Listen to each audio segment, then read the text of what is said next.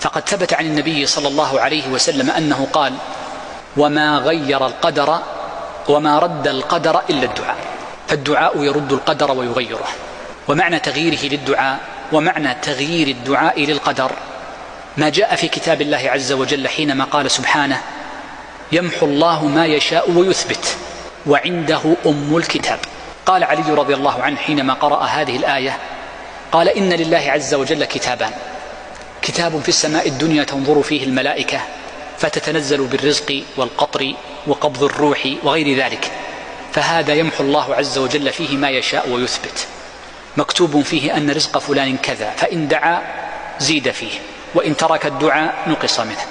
مكتوب أن عمره كذا، فإن بر والديه ووصل رحمه زيد في عمره، وإن ترك ذلك نقص من عمره.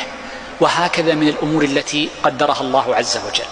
هذا الذي يمحو الله ما يشاء فيه ويثبت. فالدعاء يغير ما في الكتاب الموجود في السماء الدنيا.